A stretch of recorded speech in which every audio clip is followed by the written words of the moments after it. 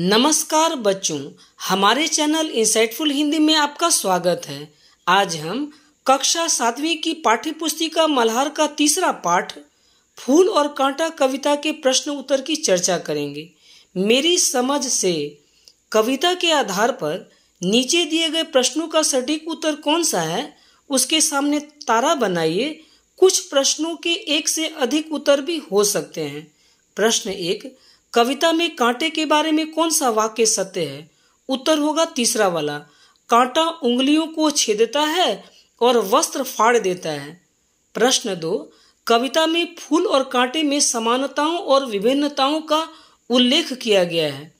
निम्नलिखित में से कौन सा वाक्य इन्हें सही रूप में व्यक्त करता है? इस प्रश्न के 3 उत्तर हैं यहाँ पर। पहला वाला, फूल सुंदरता का प्रतीक है और कांटा कठोरता का।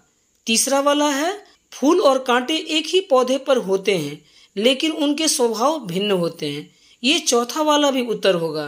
फूल और कांटे को समान देखभाल मिलती है फिर भी उनके रंग ढंग अलग होते हैं। प्रश्न 3, कविता के आधार पर कौन सा निष्कर्ष उपयुक्त है? तो उत्तर होगा ये दूसरा वाला। व्यक्ति के कार्यों के कारण ही लोग उसका सम्मान करते हैं। चौथा वाला भी उत्तर होगा। यदि व्यक्ति अच्छे कार्य करता है तो उसके कुल को प्रसिद्धि मिलती है।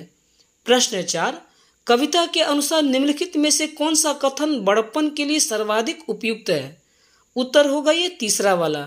बड़प्पन व्यक्ति के गुणों, स्वभाव और कर्मों से पहचाना जाता है। मिलकर करें मिलान। इस कविता में फूल और कांटा के उदाहरण द्वारा लोगों के स्वभाव के अंतर और समानताओं की ओर संकेत किया गया है। दूसरे शब्दों में फूल और कांटा प्रतीक के रूप में प्रयोग किए गए हैं। हम देखते हैं फूल और कांटा किस किस के प्रतीक हो सकते हैं। तो फूल प्रतीक होगा दया, अच्छाई, सुख, सुंदरता, कोमलता, आनंद, परोपकार, प्रेम और प्रसन्नता। कांटा प्रतीक होगा स्वार्थ, बुराई, दुख, कठोरता, पीड़ा। सोच विचार के लिए कविता को एक बार पुनः ध्यान से पढ़िए, पता लगाइए और लिखिए। प्रश्न क, कविता में ऐसी कौन कौन सी समानताओं का उल्लेख किया गया है जो सभी पौधों पर समान रूप से लागू होती है? उत्तर होगा कविता में निम्नलिखित समानताओं का उल्लेख किया गया है जो सभी पौधों पर समान रूप से लागू होती है। पहला होगा, चांद दोनों पर समान रूप से अपनी चांदनी बिखेरता है। दूसरा होगा, मेघ दोनों के लिए एक समान वर्षा के रूप में जल प्रदान करता है। तीसरा होगा, उन पर हवाएं एक समान बहती हैं। प्रश्न ख, आपको फूल और कांटे के स्वभाव में मुख्य रूप से कौन सा अंतर दिखाई दिया? तो इसका उत्तर होगा, फूल तितलियों को गोद में लेता है, भंवरों को अपना अनूठा रस पिलाता है। फूल अपने सुगंध और निराले रंग से सभी लोगों के मन को प्रसन्न करता है। दूसरी तरफ कांटा उंगलियों में छेद कर देता है, तितलियों के पंख काट देता है, भंवरों के सांवले शरीर को बेध देता है। प्रश्न ग, कविता में मुख्य रूप से कौन कौन सी बात कही गई है? उसे पहचानिए, समझिए और अपने शब्दों में लिखिए।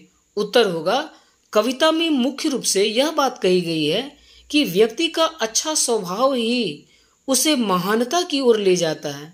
हमें फूल की तरह विनम्र, सेवा भाव वाला और दूसरों को आनंद देने वाला होना चाहिए, न कि कांटे जैसा जो दूसरों को पीड़ा और दुख ही देता है। कुल, जाति या परिस्थितियां नहीं, बल्कि व्यक्ति का आचरण, उसका अच्छा स्वभाव और उसके कर्म ही उसकी असली पहचान बनते हैं। प्रश्न घ, किस तरह कुल की बड़ाई काम दे जो किसी में हो बड़प्पन की कसर? उदाहरण देकर समझाइए। इस पंक्ति में कवि कहते हैं, कुल की बड़ाई तब तक कोई मायने नहीं रखती जब तक कि व्यक्ति के स्वभाव या उसके कर्मों से बड़प्पन न दिखे। इस बात को इस उदाहरण से समझा जा सकता है कि रावण जो लंका का राजा था, उसकी लंका नगरी सोने की थी। वह अपने अहंकार, पाप और अधर्म के कारण आज भी निंदनीय है। ण है खटकता एक सब की आंख में, दूसरा है सोहता सुर शीश पर लोग कैसे स्वभाव के व्यक्ति की प्रशंसा करते हैं और कैसे स्वभाव वाले व्यक्तियों से दूर रहना पसंद करते हैं। उत्तर होगा, लोग ऐसे स्वभाव वाले व्यक्तियों की प्रशंसा करते हैं जो फूल की तरह विनम्र, हितकारी, दयालु और सुखदायी हों। ऐसे स्वभाव वाले लोगों से दूर रहना पसंद करते हैं जो कांटे की तरह कठोरता रखने वाले, स्वार्थी तथा अहित कर रहे हों।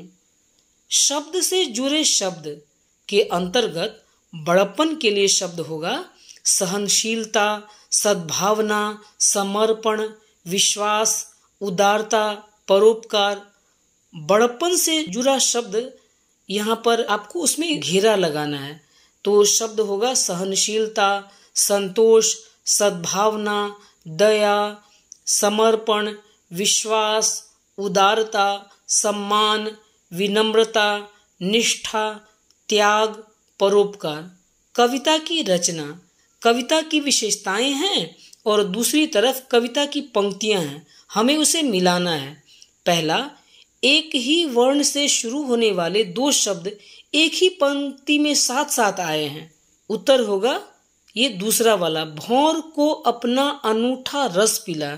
यहाँ पर अपना और अनूठा में अ को दोहराया गया है। दूसरा, मुहावरे का प्रयोग किया गया है, तो आंखों में खटकना, इस चौथे वाले में आंखों में खटकना मुहावरे का प्रयोग किया गया है।